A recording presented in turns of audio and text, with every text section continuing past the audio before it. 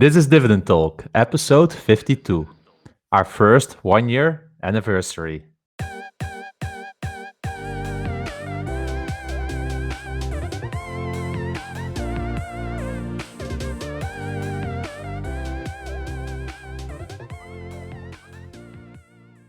Yo, yo, yo! Welcome back to another Dividend Talk show. This is episode 52, and it means our first anniversary. I'm your co-host, European DGI, and today I'm joined with Engineer My Freedom, but not him alone, also some of our most favorite loyal listeners. So let's get ready. This is a special episode, so let's jump straight in. See you on the inside.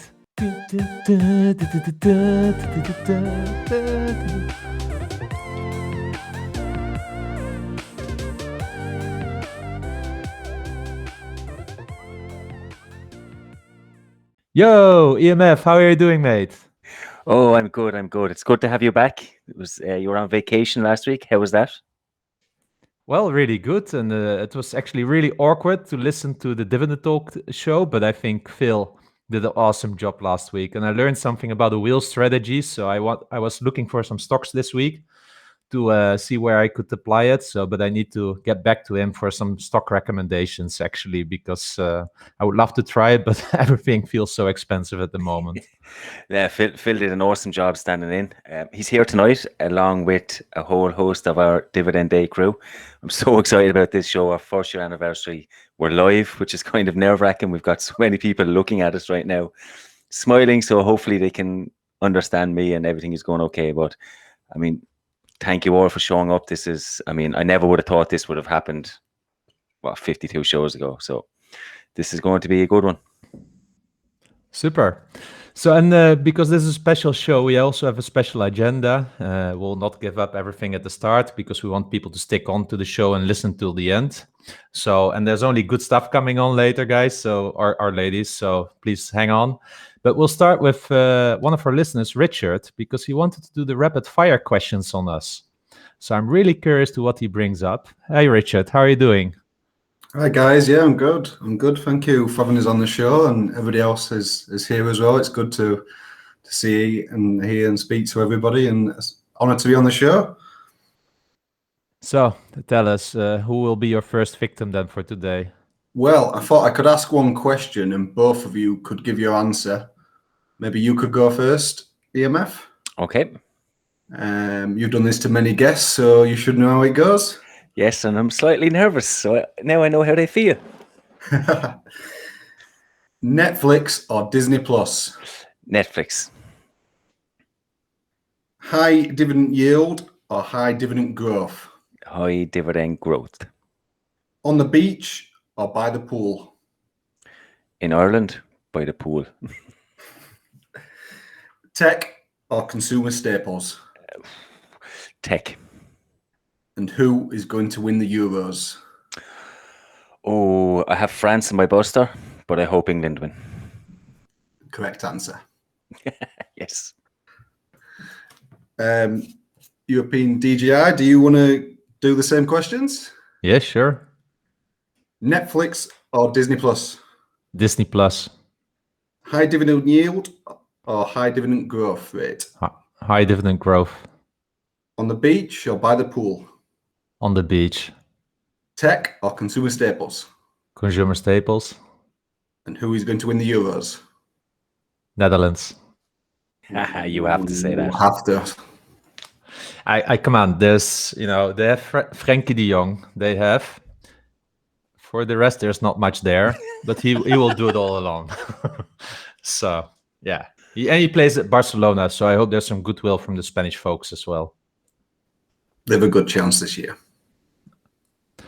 So, EMF, is there anything you want to get back to based on your answers? Any regrets in your answers?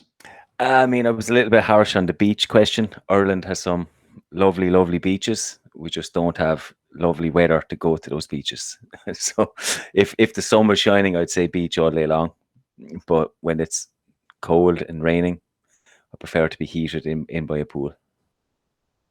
Nice one. Cool. Thanks a million for those questions.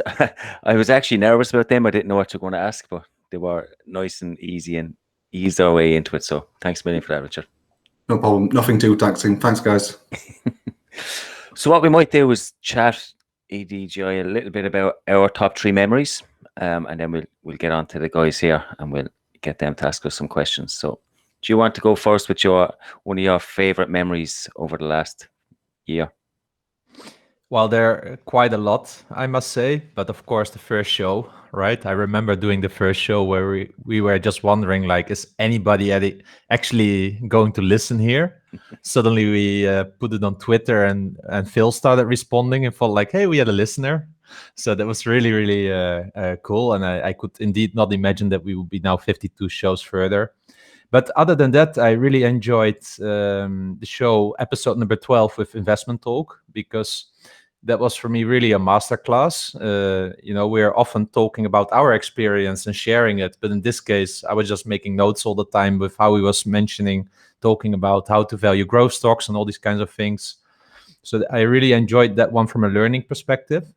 But then also what I really liked was when we did Munich RE, the stock analysis, because it was the first time I think we did a stock analysis. We both were not really familiar with insurance companies. So I remember how we were doing our homework, comparing our notes. So I really felt like we were really a good team there, which was really nice to experience. I think, of course, the highlight when it comes to one of the shows was also the 2 shows with Ian Lopbook, who joined. I mean, there was so much wealth of information in there, and it was really, really good to hear his journey, because we mostly know him from YouTube, from the analysis that he does. But we really got a little bit of an insight into his brains and into his journey so far. So I found it really inspiring as well. But I must say, usually I like the discussions that's with you the most about, for instance, Walgreens, Boots Alliance. I remember when the stock was down around the bottom and you didn't know whether it was the bottom at the time, and your conviction about it. And you had several of such stocks during the year. I remember the same with Intel. I know you sold Intel later, so it's really interesting also to get your perspective on that, looking back on this, how that evolved. But also Cisco, because you're an engineer and you love this stuff. I just know that nobody wants to use a Cisco phone anymore. So that's also where we differ in our, in our perspective on some stocks, right? Because it's more like Peter Lynch. We know what we use. We know also what we don't use anymore. And even if it's just 5% of their portfolios, it still puts our, perspective on a certain company. But we also had a lot of fun this year. So I remember your wife sending the intro one time, and we just chipped it in to surprise her. Yeah. But also I remember we had one episode, I think it was episode 15, and we were just laughing all the time. And I remember that there's an issue with European stocks, right? We're all not native English. So we need to pronounce some stocks like Diageo or Diageo or Diageo. It's almost impossible with some of the stock names. Or I remember, I think it was Phil was telling me like I should pronounce Danone different. I always thought like my whole life it's Danone. And suddenly someone starts telling me, no, European DGI, it's Danone. So all these kinds of awkward names that we need to deal with, it's also making it quite funny on the show here. Yeah, I believe I pronounced Diageo like 3 or 4 different ways in the same episode. I didn't know which way to pronounce it, so we kind of roll with that. And even some of the listeners that write us questions, I have to try and pronounce their names. I don't know. I make it up as I go along, and just say something fast, so it's like their name, and hopefully I get away with it. But isn't it Kalin or it's Salin or it's Salin or Kalin that we always struggle the most with? yeah. I just say Kalin now. Keep it easy. But he's here today, so it should be good now. He can teach us later in the show to finally really get it straight out for us. Yeah, it has been. I remember doing that episode with my wife. It was a joke, so she sent it to me on WhatsApp, joking with me, and I played it to European DGI. He was like, "Let's use that," and we did. And I played it for the next day, and I've never been able to embarrass my wife with anything. She's great crack, but she went scarlet red, was embarrassed. It was the best moment of my life. at that time. I was like, I finally got her. Yes. But it was Happy wife, happy life. a happy wife, happy life. That's what they say. I tried to speak Dutch. I tried to speak German, unsuccessfully on both occasions, I must add, but I still tried. The IBM rants, plural there, is amazing. It's almost guaranteed now. Every episode, it's really funny. But one of my fondest memories was actually not what we recorded. It was one of our, well, the first dividend day when it was me, you, and Phil, and we had a dividend day quiz, right? And I wrote 50% of these questions, and Phil still beat me. So, and then we had another day then obviously with Intel and the Bob Swan. We had a couple of us, dividend wave was there as well. And I remember after hours we were watching Intel drop 10%, and the reaction from everybody was crazy. So some really good memories. Your back of the napkin calculations always stick with me. It's like, I've run a back of the napkin calculation. It's this really in-depth calculation of how you come up with your fair value for Danone or whoever it is. So some really good learnings from you, I have to say. You've taught me a lot. Your Dutch directness, which you warned me about, to be fair, was quite apparent. But you also bring that out of me. You always tell me, come on, tell me straight, and force me to give an opinion and not sit in the fence. So it's been definitely a learning curve for me over the whole year, and I've enjoyed every single minute of it.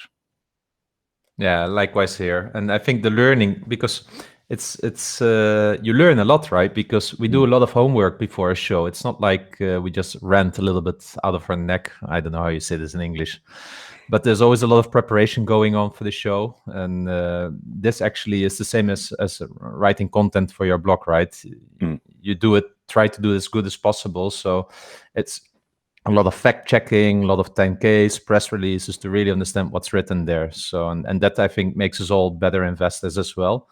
And I can really see that in my portfolio. I think some of the things I bought, like Owl Delhaize and such, after all the homework and such, I wouldn't have been able to do that without this podcast and the blogging on top of it. But also all the stock recommendations we get from people, either via questions or via direct messages, have also been really helpful. Cool. So they are some of our memories. We have loads, but we might open this up to the community and get some questions, or maybe share what you like or don't like, or share your experiences with us. Phil, first as usual. Hi guys, it's nice to be back here, and happy Dividend Talk anniversary to all of you. Thank you.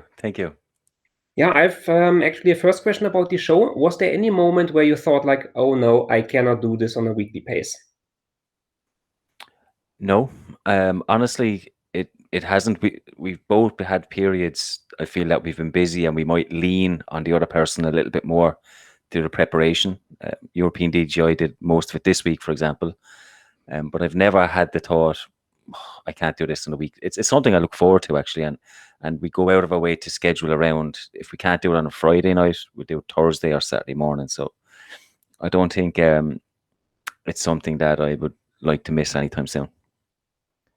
Yeah, same here. It's the standard Friday evening. It replaced a little bit date night, but that's okay. So it's rather managing the other half at home. So that's now Saturday. Other than that, no, it's really looking forward to, and it's also something like it's the end of the week. So on the Friday at work, I already start looking forward at what will we talk about tonight, and it's really something to look forward to. And it's amazing that it's already a year, because I still feel like we just started. So it's still like, and my mind is still in the early days. So there's still a lot of content also to talk about, I think. Thanks, Phil. Nice question. Who would like to be next? Kaylin, you're up. Hello, guys. So this Tuesday, there were inflation rates in the US showing, and they showed average results pleasing the market. If they weren't so pleasing and there were dips in the market, what would you have bought, both of you, and why? I would definitely look into my top 10 stocks in my tier one in my portfolio. So I've got classified tier one to tier two. Probably I would like to go further on onto Ahold. I would like to build out the position fully because I think with the current yield already, it gives me a nice reinvestment opportunity. So I would definitely double down on Ahold. I think on half position at the moment, so I still have a long way to go. And I'm afraid that Ahold at a certain moment will fly away from me around, let's say, the 22 euro. It's now around, what is it, 24 and a half? So I don't think I will get a lot of opportunities to still buy at that price. So I would definitely double down on Ahold because companies like Microsoft and Apple, they really, really need to either start hiking their dividend in larger amounts, or there needs to be really a deep crisis for me to start really doubling down on those. Yeah, I would have likened to add to probably Johnson Johnson, which is one of my top companies, but I'm I have not enough of them at the moment, so I'm hoping for a large dip on them, and maybe 3M as well. Two companies that I feel like I need more shares of. I was expecting actually worse results from US inflation. I was expecting a little bit of a dip, but the market seemed to disagree with me as usual and went the other way. Nice question. I think we have Tiago here. Hi, Tiago. Welcome today.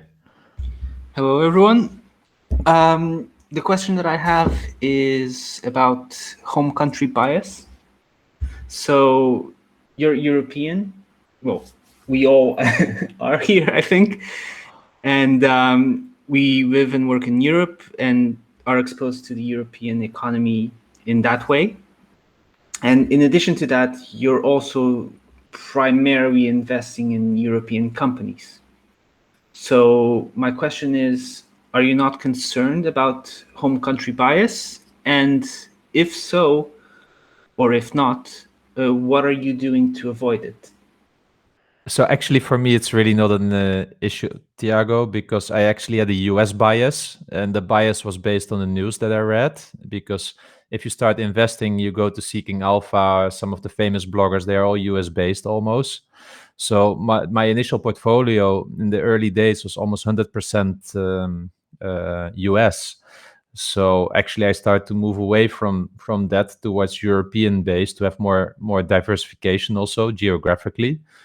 And actually, I put a tweet this week on there about US versus Europe. And you can say that the stock market in Europe, the Eurostock 600, hardly moved or moved nothing over 20 years. Yeah, from 1,000, if you invested 1,000, would have been 1,050 now over 20 years, while the US more than doubled. So I think it's really important to just think about general geographic diversification. And if you think about home country, and I would assume Poland is my home now. I've got nothing from Poland, but I do have some bias towards the Netherlands, probably with familiarity with, as an example, Albert Heijn from Ahold and such. So there are some, but it's really a small part of my portfolio. But if I look at other investors around me that I also know from the past, and maybe not dividend investors, yes, there's a lot of home bias. Because of the news they read, the communities they are in. So I think it is something that is real for many people, but I would encourage everyone to look a little bit over the fence and look at what great stuff is all out there in the world. Yeah, I would feel that home bias is more prominent in US investors. They don't seem to stretch too far outside of the US, and rightly so, because we all know that they've outperformed Europe. European investors, the ones that I know, most of us do have some sort of positions in the US. And of course, that's because of what we read, and every book that you buy is US based, but also the dividend policy. Let's be fair, in Europe, it goes by percentages, maybe 20 to 40% of free cash flow, etc., which creates volatility in bad markets. Whereas in the US, there's some companies that are almost forced to pay dividends. I mean, they want to keep this dividend aristocrat status and so on. So I don't feel like I have a home bias. My portfolio is 50-50 split. I had to force myself to pick more European companies. But I genuinely feel that it's more of a problem in US investors than European investors. How do you look at it yourself, Thiago? Personally, I prefer investing in US companies because I feel that my income is already primarily coming from Europe. And so it doesn't make much sense for me to put as many eggs into the same basket. And additionally, the broker fees, taxes, all of that. If I were to invest in Europe, it would be significantly more expensive. There would be more overhead there. So it's adding negative to negative. It's not a good thing, I would say. So in terms of individual stocks, I stick to the US because that's a fairly decent market. I have enough information for it. I'm familiar with the companies. And although I have considered investing in individual European stocks, I do need to discount that home bias and the additional costs that come with investing in European companies. Yeah, I think this is in general what you're mentioning. Few points that many investors shy away from when investing in Europe. So one is the tax rate, as an example. My philosophy has always been to look at the how you say it, the dividend after tax rate. And I think if you compare US and Europe, I think there's already a lot of how you say it, stock price pressure on European stocks because of these kinds of things. Hence, for me, it makes it sometimes actually really nice to pick some European stocks because the yields tend to be a little bit better, or they are, let's say, there's maybe less volatility or not so popular in the investment world. So it also gives us a little bit of an edge, but definitely the management overhead, reclaiming taxes and such makes it really, really hard at times. And it's something you need to be willing to do. Otherwise, investing in the US is just much more easier from out of Europe, let's say. Good. Thank you, Thiago. Cool.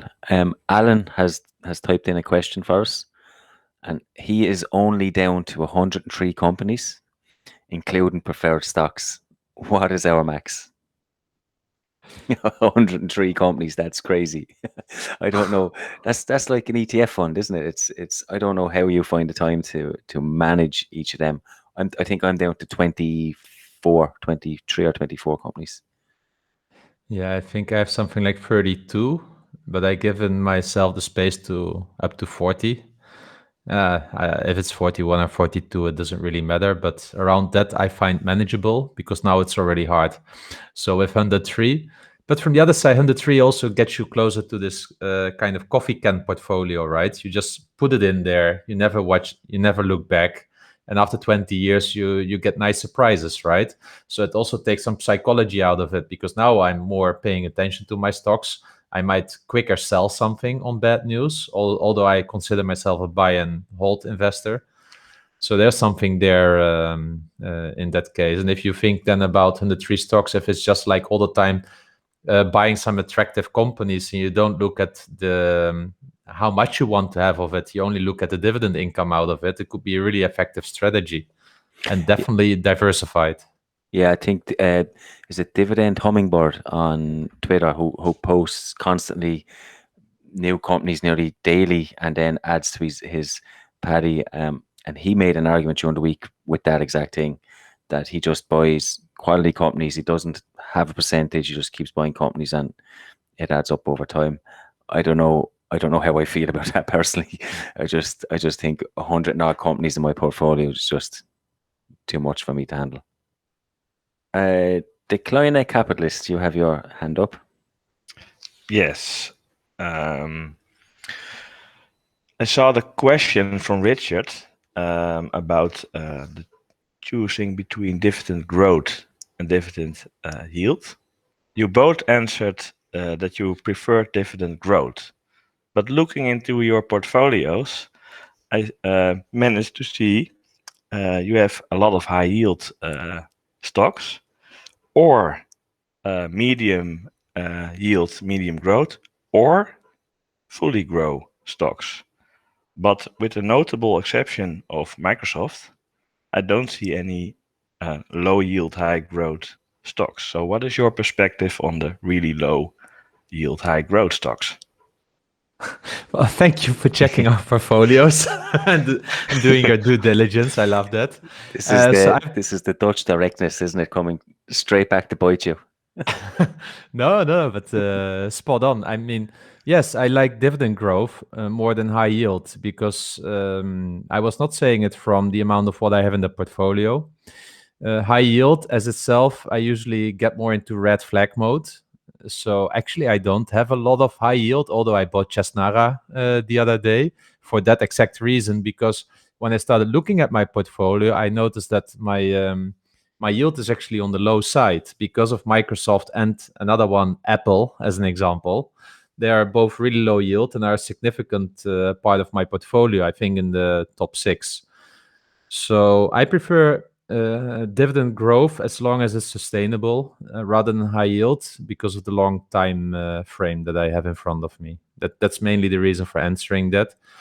I wish that we had more high growth dividend growth companies at a better starting yield. That's my issue because going below 1% is really for me no, it doesn't make it attractive because I think it's in 30 or 40 years for me to get some decent yield out of it, and I might be dead by then. So, Yeah. From my point of view, when you look at my strategy, it's to buy companies every single month. Okay, so you put in the same amount of money, and I'm looking to buy companies that are attractively valued.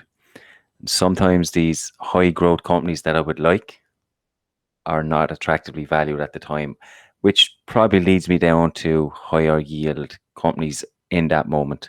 But my long-term goal would be to have more high growth. I would love to own a company like Striker, for example, that have a low starting yield but high growth.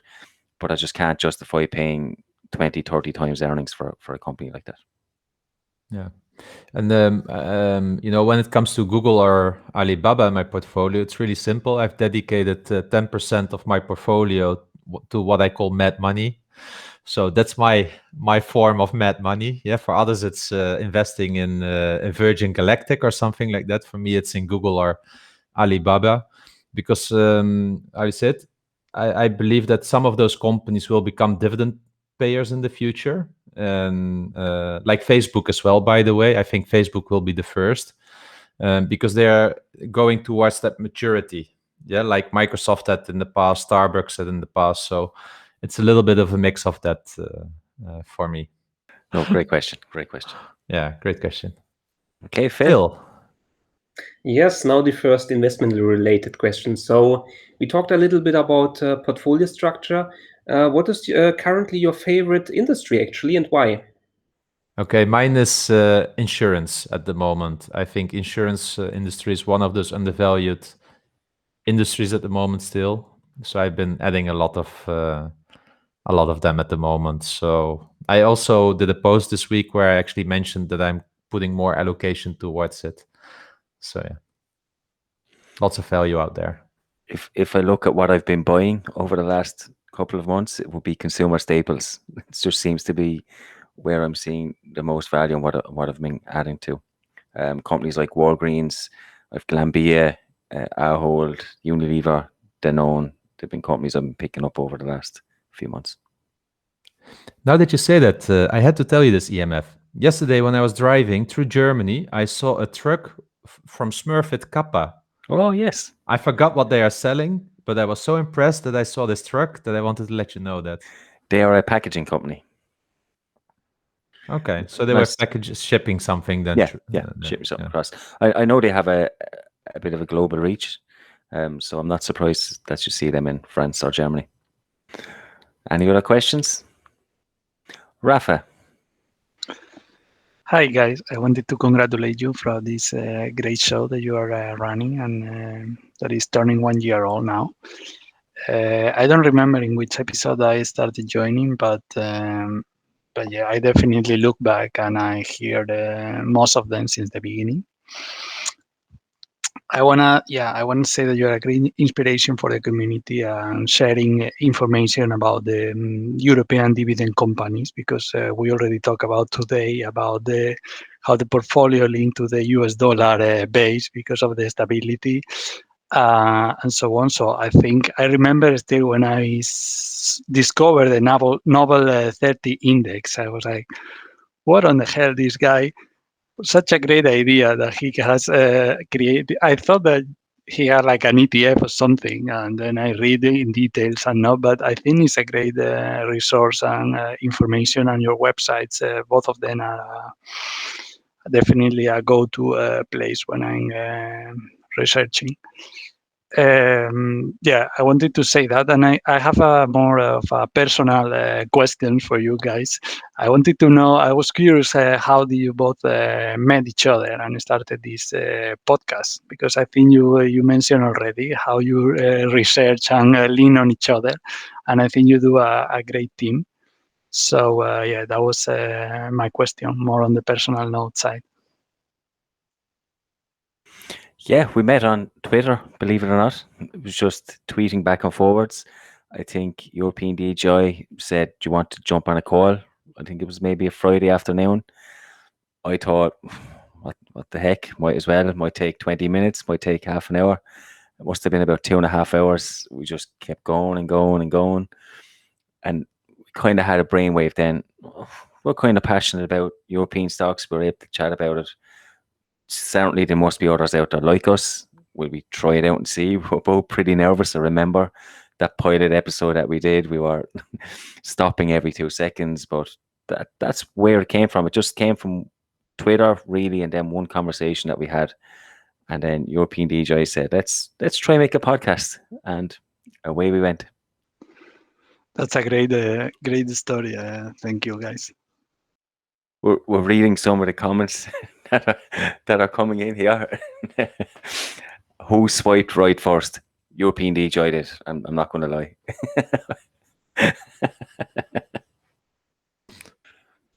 But thank you, Rafa, because it's really nice to see. And I think what you were mentioning in the beginning as well is really what keeps us motivated. Because, if it was just for us, the two of us, and nobody would be listening, we wouldn't have done this. We would have just had a regular chat, right? But all the engagement from the community, people showing appreciation, people asking questions, getting back to us with really helpful information, that's really, really, really great. So we see this more also as a podcast for the community. That's why we are also always looking to have guests on the show out of the community. We're not necessarily looking for people that are, I don't know, famous on the Twitter universe or have a Gumroad book or something like that. We're actually looking to you guys to join us on the podcast and share your story, because I think that's what we are about as well. And so that we just inspire each other to get to that moment that one of us can say financial independence, right? That's really what it is about for most of us here. Richard. So you've had lots of great guests on the show of these last 52 episodes. Is there somebody who's active in the community or on Twitter or YouTube that you'd love to interview and get on? Sven Carling, I would love to have on this show. We reached out once and he tepidly agreed, but we've yet to confirm an actual date. But I would love to have him on the show just to chat. He's not particularly dividend, but he's definitely European based and offers a great insight. So I'd love to have him here. We should all just pepper his inbox until he comes on.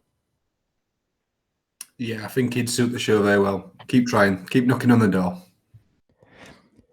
Okay, so what I suggest, let's go to some of the listener questions, EMF as well. Thank you all for asking those questions.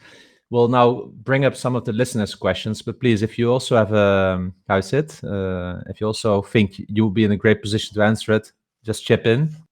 The first question came from Phil. Hey, Phil. So if you could hire a bouncer for your portfolio, who would it be? Now, the question to me first, back to you, Phil, now that you're live on the show, is what is a bouncer? Yeah, so a bouncer is a doorman, right? So the guy in front of a nice discotheque who is, keeping the bad guys out. So who would you have Who would you want to have, as a guard of your portfolio to get all the bad companies away from you? Dividend Dane, but I'm afraid that he will put only REIT stocks into it. But it will be definitely Dividend Dane. I trust him with my money. I would choose a lady, the Grand Dame of Dividends. She's 95 or 96. Has a wicked history in dividends. I'm pretty sure she would look after my portfolio. Cool. Thanks, Phil. Great question. Yeah, thanks to you too. So the next question came from Florian, and he wanted to ask, or he wanted to know our thoughts about the company Genuine Parts Company. He was mentioning the stock price has been going up for quite some time and is wondering why the PE is so high, because it's over 300 per Yahoo Finance at the moment. So maybe I can take this one here. So I've been looking into this company for several times over the years. And that was mainly because at a certain moment had a quite decent yield. I never got into it because, it's such a cyclical industry. It for me, it's something I don't want to burn my hands on. But maybe to answer Florian's question also directly, the PE is just so high because it made a loss last year, effectively. COVID-19 wiped out 15% or so of their revenue, and that was translated into net income of around zero. So that's why the price to earnings is so high. And this is also the reason why, how you say it, why it's for me not attractive. Although you need to, if you like cyclicals, I think this could be interesting. But personally, I'm staying away from GPC.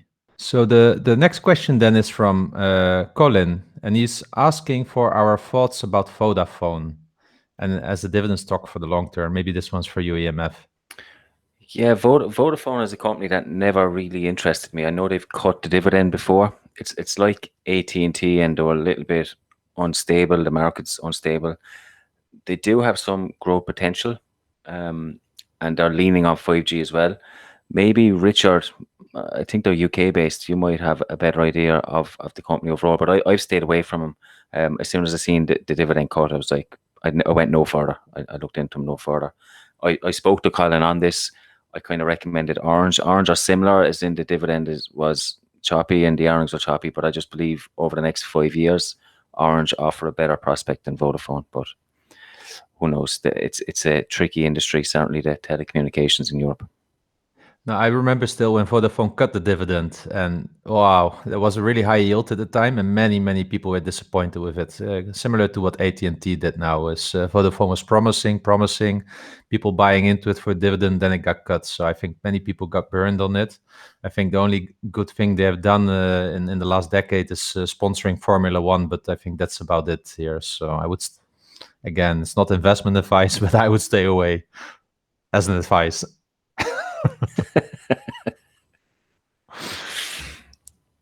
Good. Okay. Then we have Piotr, one of our loyal listeners as well. And he's asking, what are our plans for a second year of podcasting? Continuation with the current formula, or are we expecting some changes? I mean, we are open to listening to the community and whatever. If there's changes that need to happen, they will happen. I remember, was it Dividend Dane or someone with the stock pick? I remember we were picking Danone for the first 2 weeks. And he wrote to us and said, "What's the point in that? It's pointless." and he was right. So we made a rule not to pick the same company in continuation and little things like that. But we're always open to suggestions. And I mean, it's for the community. So whatever you feel is best, we will try our best to achieve. And then we have the last listener question. It's from Let's Compound. And he is asking what to do if after a first position, the stock price goes up strongly and you are unable to complete the full position. Sell, do nothing, or average up?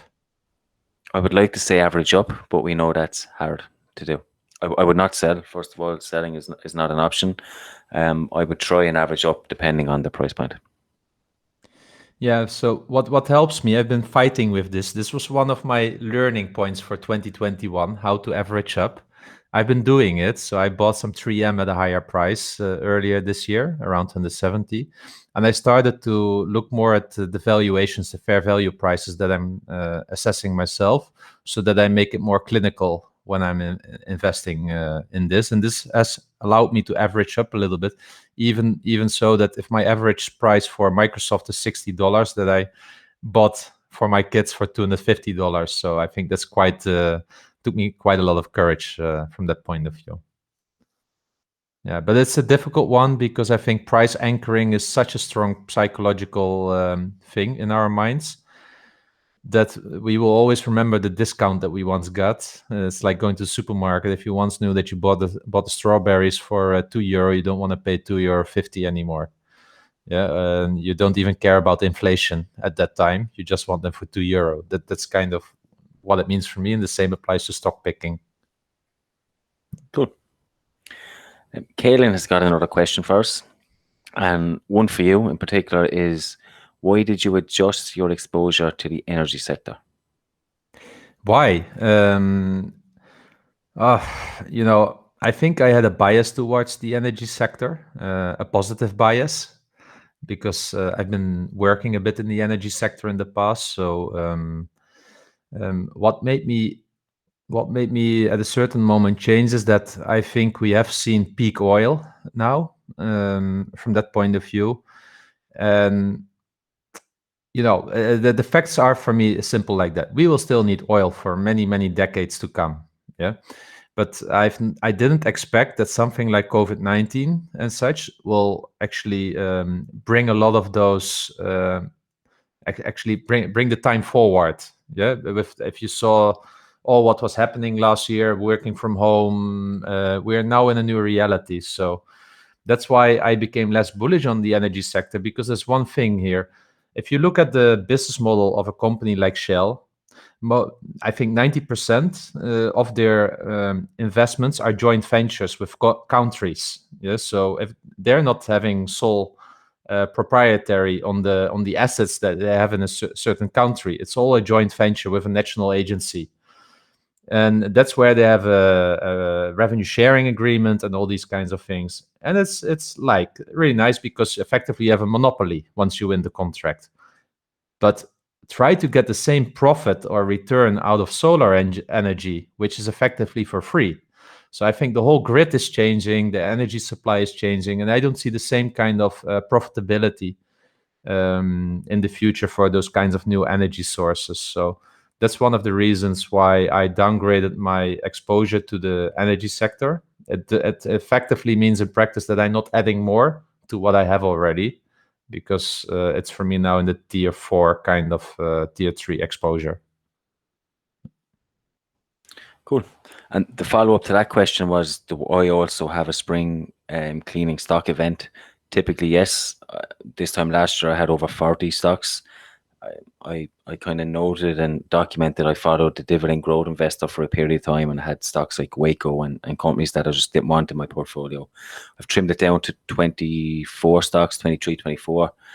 I have room for 32, so I will be hopefully sitting down to reevaluate my portfolio this month, and will write about it on my blog, hopefully, if I have some time. Okay, Dividend Dane asked the question. We know Mrs. EDGI put her foot down on tobacco stocks. What about Mrs. EMF? Is she involved in any way in the portfolio? No, she's not. She just asked me how much it's worth, and that's it. Okay, Decline Capitalist, you mentioned the journey altering from US to European stocks. Do you plan to expand your diversification to Asia?